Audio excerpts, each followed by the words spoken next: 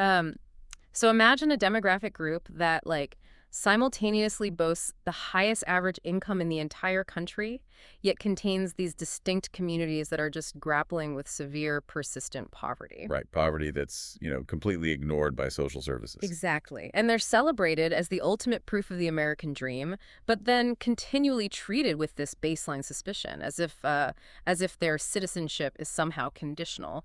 Today, we are completely tearing up the classic American melting pot paradigm. It's a really profound contradiction. I mean, we are looking at a population navigating an incredibly complex reality, one that just defies almost every conventional sociological model of assimilation and integration. And as a sociology undergrad, I just have to say, the massive stack of texts and data you provided for us to examine today, it's an absolute goldmine. So thank you for sending this our way. Yes, it's a fantastic collection of sources.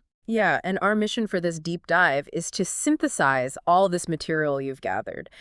We really want to unravel what is arguably the central paradox of Asian American sociology. We're exploring the intense and honestly often agonizing tension between highly visible socioeconomic success and a relentless, unshakable racialization. To properly contextualize this paradox, we really need to look at the 2012 Pew Research Center report that was included in your materials. Yeah.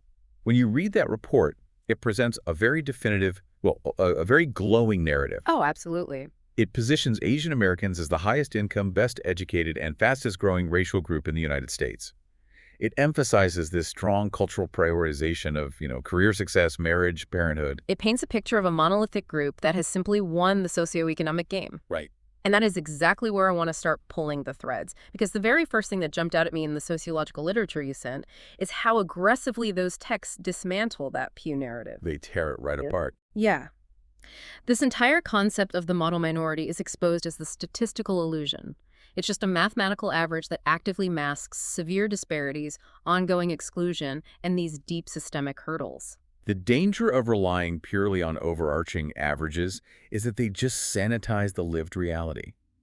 When we look closely at the data you provided, the true picture is heavily bimodal. Let's dig right into that 2009 data you shared, because the top-line numbers are staggering.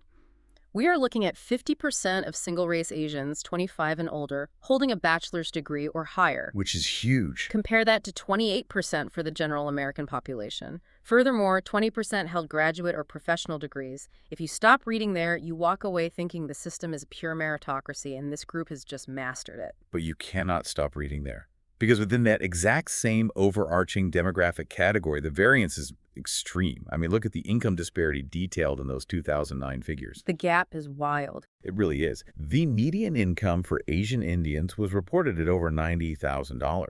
Yet for Bangladeshi Americans, the median income was hovering around $46,000. You have a massive economic chasm existing within a single census box. And we aren't just talking about, like, lower middle class struggles either. We are talking about actual systemic poverty. The overall poverty rate for Asian Americans in that 2009 data set was 12.5%. Right, which represents an enormous number of individuals. Individuals who are completely invisible, completely overshadowed by this dominant narrative of universal affluence. Which brings us to the historical origins of that narrative. Because the model minority label didn't just emerge organically from the data. The texts trace its cultivation back to the mid-20th century. Specifically applied to second-generation Japanese and Chinese Americans, right? Exactly, in the post-World War II era. It was a conscious societal framing designed to present them as a, quote, non-minority minority. I want to challenge this narrative directly, based on the literature. When we see those high average incomes, the conventional wisdom assumes it is the result of individual bootstrapping. A pure meritocratic ascent from the bottom up. Right, the classic American dream narrative. But looking at the post-1965 immigration data you shared, isn't this socioeconomic success heavily predetermined? Are we just looking at a massive brain drain effect where U.S. immigration policy actively skimmed the most educated professionals from other countries? It is a fundamental sociological distinction, and the literature absolutely supports your reading of it.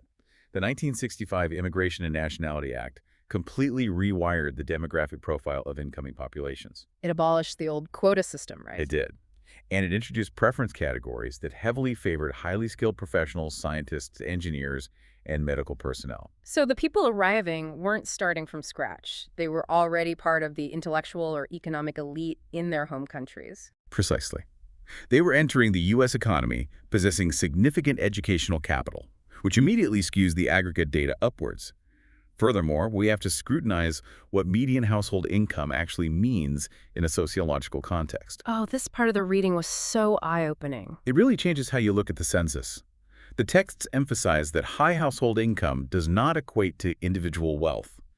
Often, it reflects a survival strategy. Right, the pooling of resources.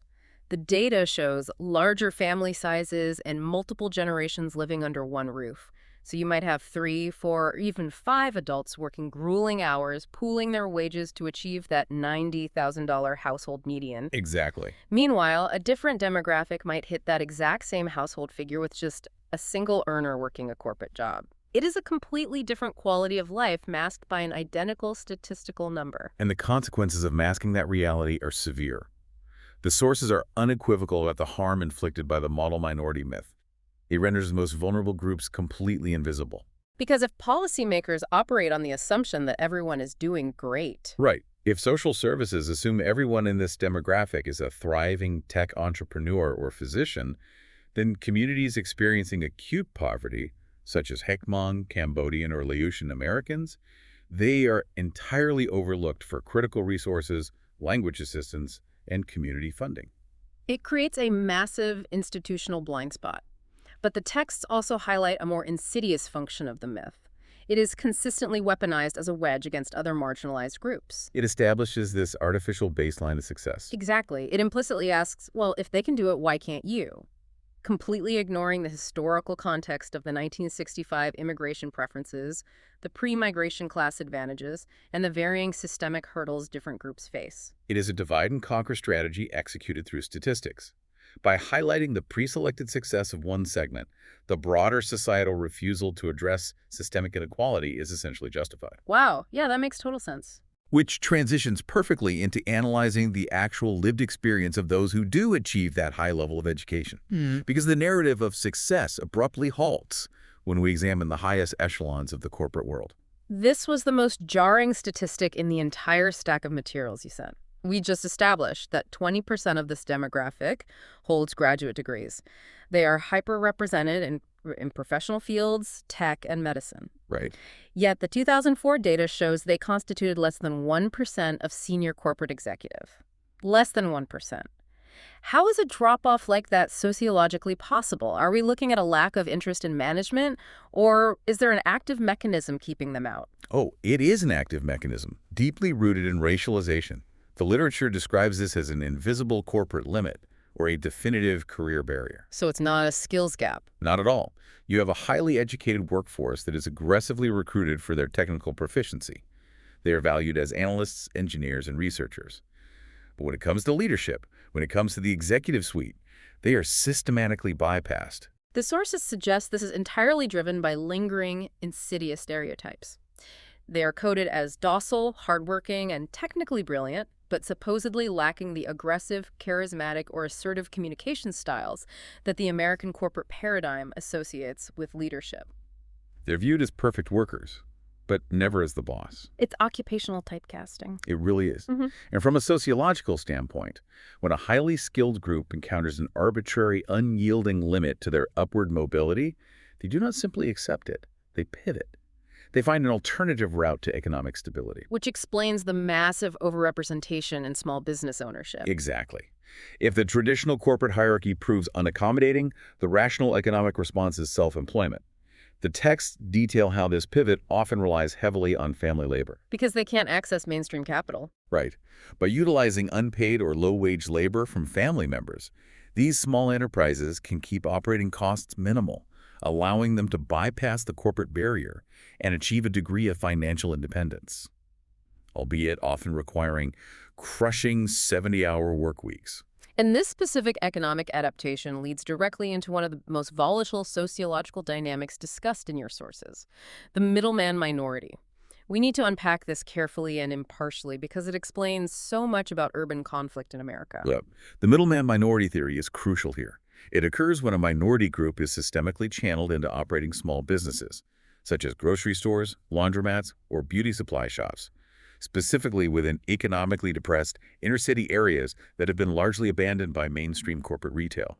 The texts provide the historical context for this, detailing how new immigrants, lacking access to traditional commercial credit or mainstream real estate networks, often utilized informal lending circles within their own communities to secure capital. Yes, mutual aid networks. And then they opened businesses in areas with large populations of other marginalized groups, particularly Black and Latino residents, because the commercial rent was affordable and the mainstream competition was non-existent due to systemic redlining. And this positioning creates an incredibly combustible economic friction. You have shopkeepers who are working brutal hours trying to eke out a living and perhaps send their children to college, operating within neighborhoods plagued by systemic divestment and high unemployment. It's a pressure cooker. It is. From the perspective of the residents, these shopkeepers are often perceived as outsiders who extract essential capital from the community without living there or investing back into the local social fabric. The literature recounts how this systemic friction culminated in the 1992 Los Angeles riots. When we look at the data from those events impartially, we see widespread boycotts, property destruction, and violence specifically targeting these small immigrant-owned businesses. It was devastating. But the underlying driver wasn't just random animosity. It was a profound sense of economic resentment and perceived exploitation, engineered by a broader system that placed two disadvantaged groups into direct daily economic conflict. It perfectly illustrates how macro-level systemic failures, like urban redlining and discriminatory lending, manifest as micro-level inter-ethnic conflict on the street corner. The shopkeeper becomes the face of an exploitative economic system for the local resident. Because they are the only representatives of the economy that the residents actually interact with. Precisely. And this vulnerability, this sense of being an outsider, is intrinsically linked to another massive systemic hurdle we must discuss, the perpetual foreigner trope. This concept completely shatters the idea that socioeconomic success equals societal acceptance. The perpetual foreigner trope is this deeply ingrained assumption that Asian Americans, regardless of their citizenship status, their English proficiency, or how many generations their family has lived in the United States, are never authentically American. They are forever viewed with a baseline level of suspicion. It is the ultimate conditional acceptance. Yes, the model minority myth might offer temporary praise when it suits a political narrative, but the perpetual foreigner trope guarantees that this acceptance can be instantly revoked the moment there is economic anxiety, a public health crisis, or geopolitical tension. The historical examples in your sources are chilling. Look at the 1982 killing of Vincent Chin in Detroit. You had a Chinese-American engineer beaten to death by two white auto workers. It's a heartbreaking case. The context is vital here, though. The U.S. auto industry was in a severe decline, Japanese imports were surging, and American manufacturing jobs were vanishing. The attackers directed their intense economic rage at Chin, assuming he was Japanese, and essentially holding a local citizen personally responsible for macroeconomic global shifts. It is a terrifying projection of global anxiety onto a local body. The fact that the attackers received near probation and a $3,000 fine sent a resounding sociological message about the valuation of Asian American life. It reinforced the persistent view of them as an alien threat rather than fellow citizens. Exactly. And the text proved this isn't just mid-century history. Look at the 1999 case of Wen-Ho Lee, the Taiwanese-born U.S. citizen and scientist working at Los Alamos. He was accused of espionage and downloading nuclear secrets for China. The media frenzy was absolute. It was a witch hunt. He was held in solitary confinement for 9 months. Eventually, the espionage charges completely collapsed. The judge actually apologized and became a massive embarrassment for the federal government. Yeah. But the speed with which his loyalty was questioned, the immediate presumption of his guilt based on his ethnicity, that is the perpetual foreigner trope in action. We saw the exact same mechanism activate in the immediate aftermath of the September 11th attacks. The sources detail a massive surge in violence, harassment, and profiling directed at South Asians and Sikhs. Simply based on visual markers. Right. Individuals were targeted simply because they wore turbans or possessed a certain phenotype, completely untethered from their actual religious beliefs or national origins. They were instantly stripped of their American identity and visually categorized as the enemy. Which brings up a really complex question about social integration. If a group achieves this high level of education and income, but remains subjected to this perpetual suspicion and these invisible corporate limits, how does that impact the most intimate form of social boundary crossing? You mean marriage? Yes. What does the data you provided say about intermarriage? Because traditionally, sociologists look at marriage rates as the ultimate litmus test for assimilation.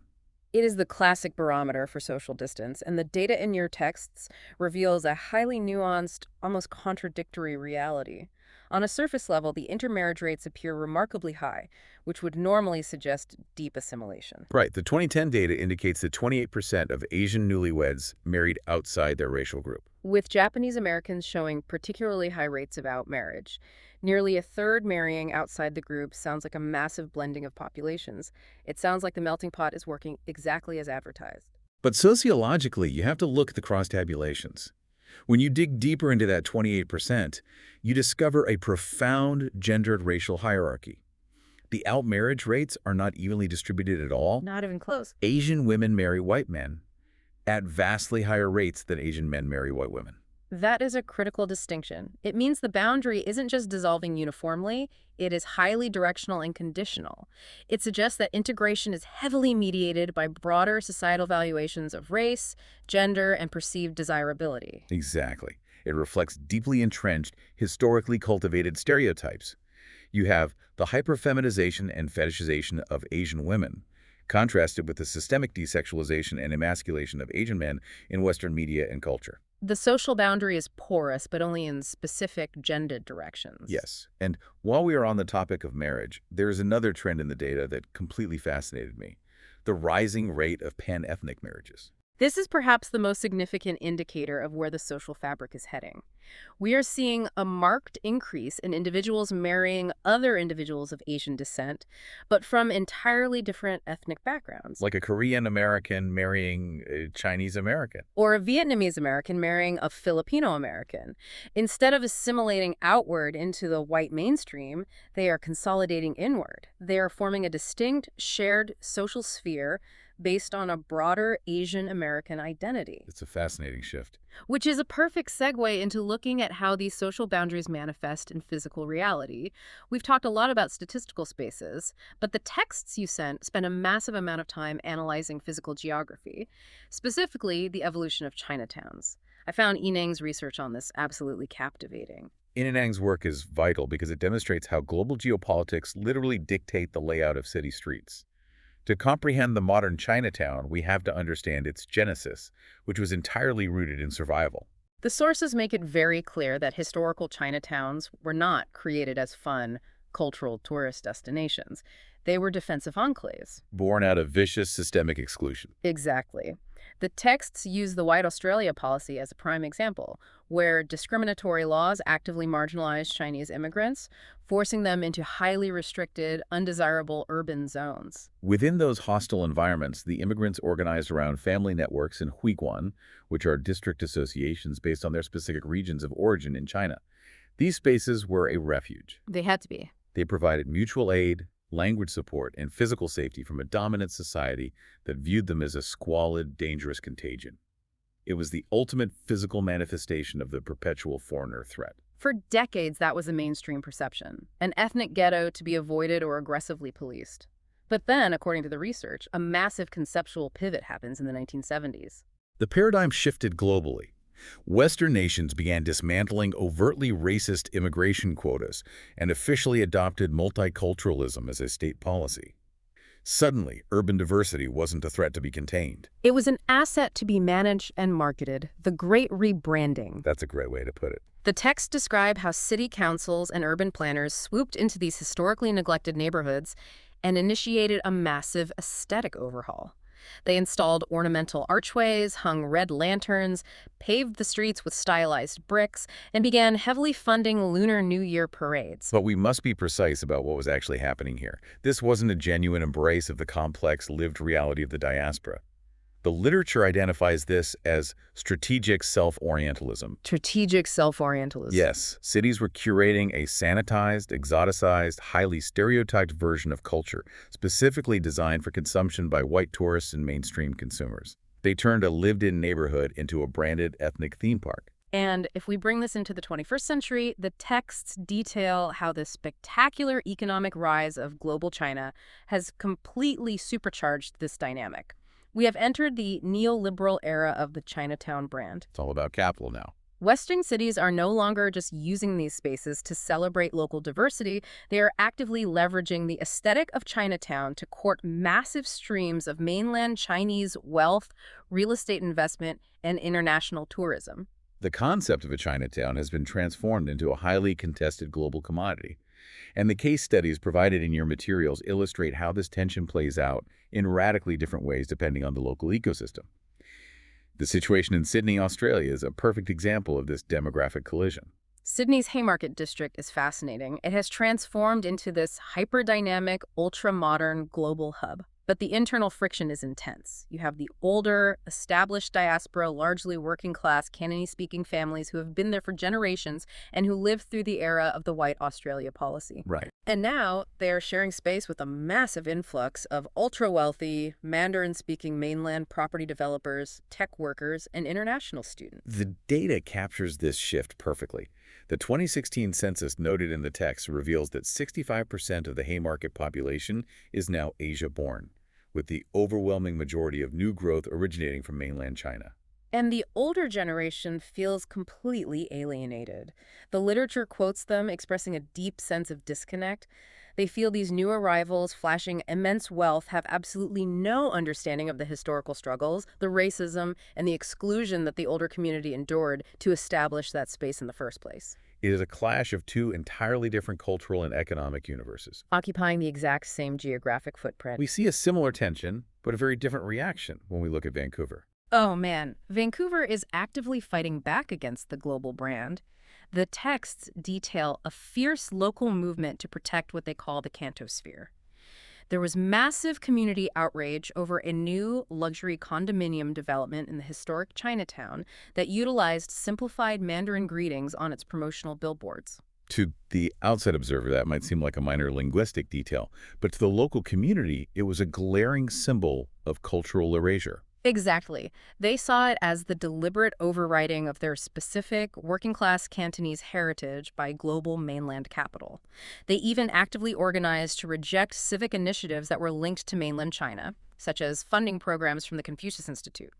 They are fiercely defending their local history against global homogenization. This internal pushback shatters the illusion of a monolithic pan-ethnic community. The rise of global China creates profound fractures within the diaspora itself. And then, the texts provide examples of Chinatowns that possess absolutely no historical community at all. Like Las Vegas. The sources describe the Las Vegas Chinatown as the first entirely master-planned Chinatown, developed from scratch in the late 1990s.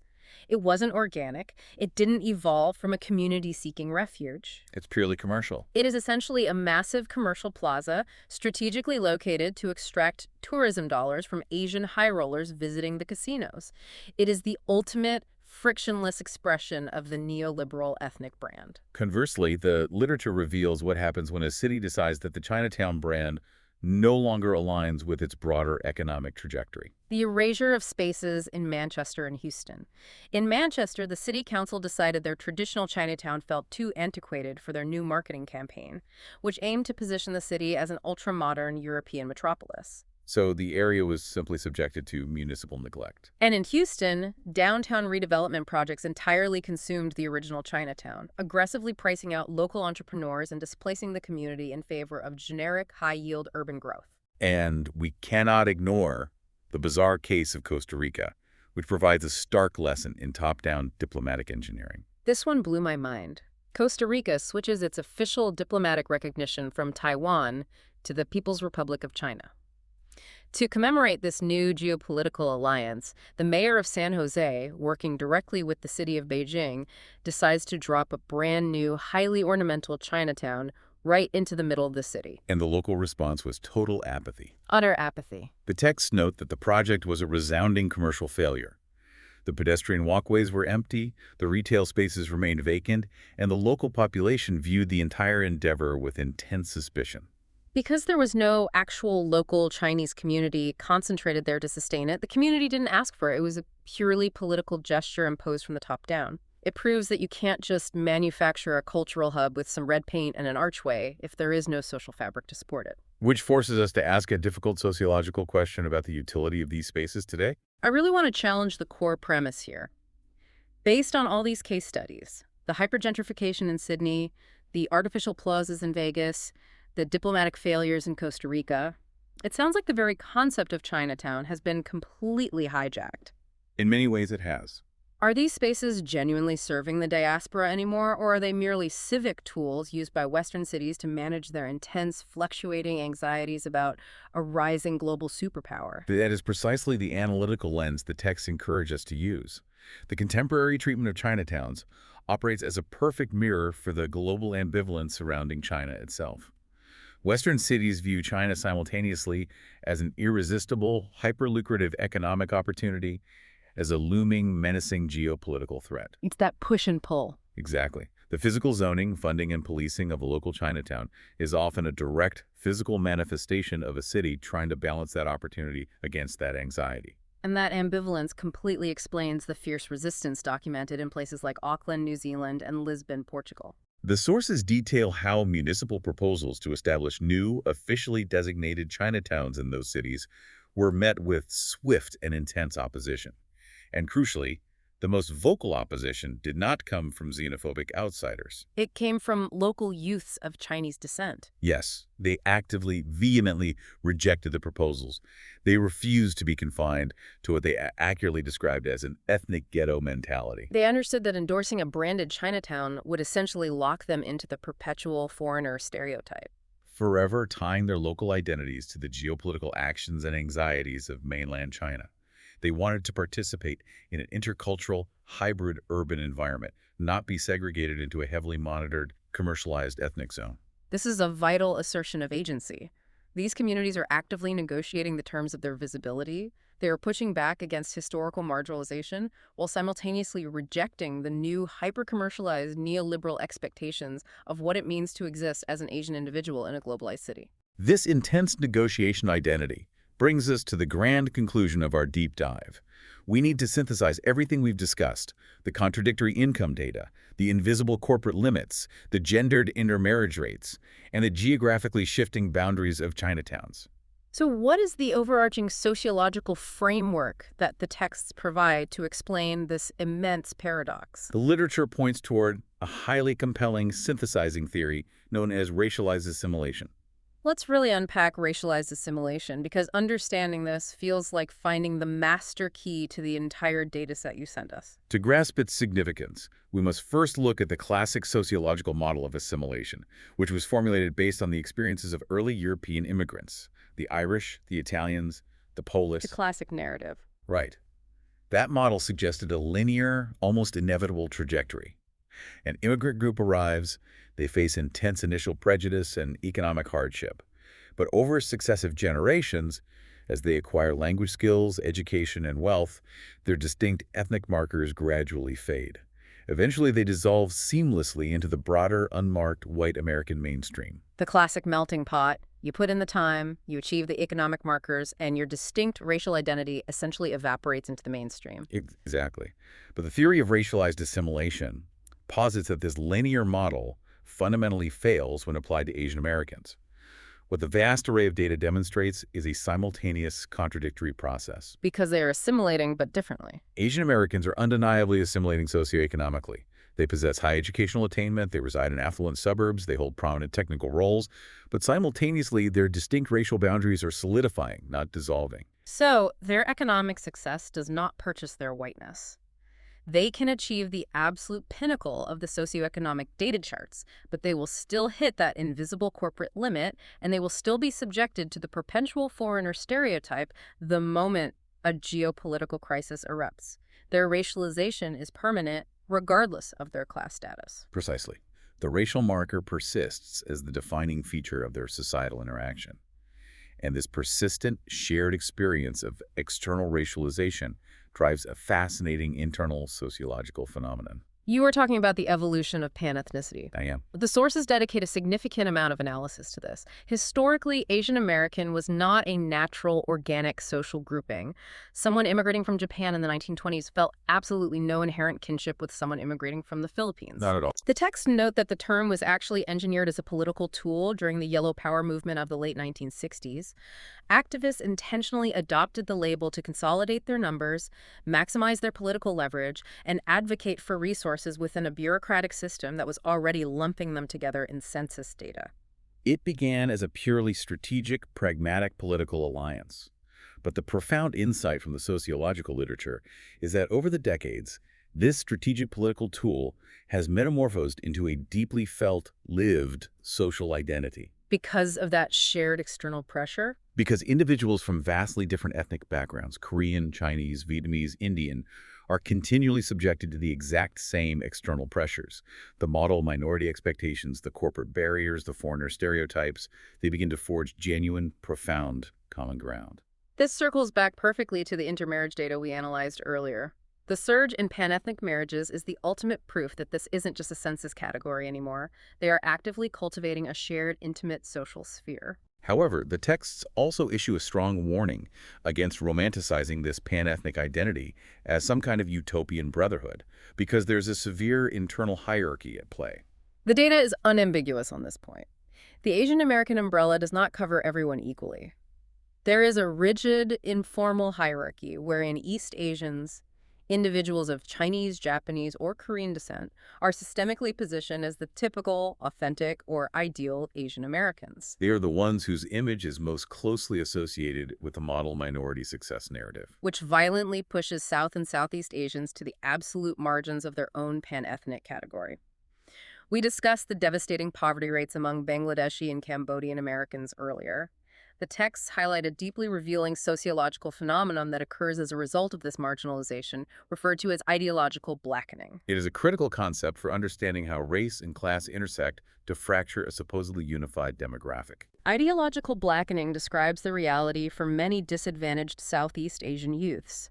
They look at the affluent, hyper-educated East Asian model minority stereotype, and they feel completely alienated from it. It does not reflect their lived reality in any way. It's completely foreign to them. Consequently, they often find themselves identifying much more closely with their African American or Latino peers in urban environments. They share a tangible daily lived experience of systemic exclusion, over-policing, and economic marginalization that they simply do not share with the wealthy suburban East Asian narrative. It demonstrates that the pan-ethnic identity is constantly strained and splintered by extreme class divisions. And this brings us to the final, crucial theoretical concept from your materials, a concept that ensures this complex, swirling dynamic of assimilation and racialization will continue to evolve indefinitely. Immigrant replenishment. This is the variable that changes the entire equation, because unlike the major European immigration waves, which were largely cut off by restrictive quotas in the 1920s, allowing those groups to assimilate over isolated generations, Asian immigration is massive, ongoing, and continuous. And this continuous influx fundamentally alters the sociological map. The theory of immigrant replenishment suggests that new arrivals from Asia today are not arriving and attempting to assimilate into a generic white American mainstream. Right, because of the established networks. Because of the densely established pan-ethnic networks, the robust ethnic media landscapes, and those persistent external racial boundaries we've analyzed, new immigrants are integrating directly into a distinctly already established Asian American social sphere. They land and immediately plug into a self-sustaining ecosystem. They don't have to shed their language, their culinary traditions, or their cultural markers to survive or achieve economic mobility, because the existing pan-ethnic community already possesses the internal networks, the capital, and the infrastructure they need to thrive. Furthermore, this ecosystem is in a state of constant renewal. It is perpetually refreshed with new linguistic nuances, new cultural trends, and new geopolitical realities directly from the countries of origin. It never stagnates. This continuous replenishment ensures that the distinct racial and cultural boundaries of the group remain bright, active, and highly visible generation after generation, rather than fading away. So let's look at the immense journey we've taken through your sources today. We started by dismantling the model minority myth with bimodal economic data, revealing the hidden poverty and the legacy of the 1965 immigration preferences. We examined the brutal systemic hurdles. From the invisible corporate limits that force highly educated workers into self-employment to the devastating systemic friction of the middleman-minority dynamic that erupted in the LA riots. We confronted the terrifying persistence of the perpetual foreigner trope, tracing it from the tragedy of Vincent Chin to the post-9/11 profiling. We explored how the physical geography of Chinatowns reflects the global anxieties of a rising superpower. And how local youth are fighting back against commercialized segregation. And finally, we synthesized all of this through the lens of racialized assimilation and immigrant replenishment. It is a phenomenal, deeply layered sociological landscape. It forces us to abandon simplistic narratives, to constantly interrogate statistical averages, and to look very closely at the systemic mechanisms that actually govern social mobility and belonging. It really does. And it leaves me with one final provocative thought for you, the listener, to mull over as we wrap up. We began this deep dive talking about the American melting pot, this long-held promise that economic success eventually buys your way into a unified, homogenized mainstream. But if we accept the evidence from these texts, if socioeconomic success no longer guarantees an escape from racialization, and if millions of new immigrants are now bypassing the traditional mainstream entirely to assimilate directly into a thriving, self-sustaining pan-ethnic ecosystem, are we currently witnessing the definitive end of the classic American melting pot? As these highly successful, culturally distinct, and racially bounded spheres continue to grow and replenish themselves indefinitely, perhaps the future of our society isn't about blending in at all. Perhaps the true trajectory of the 21st century is about learning to navigate a complex, permanent network of distinct parallel worlds. Thank you so much for gathering and sharing this incredible stack of sources with us, and thank you for joining us on this deep dive.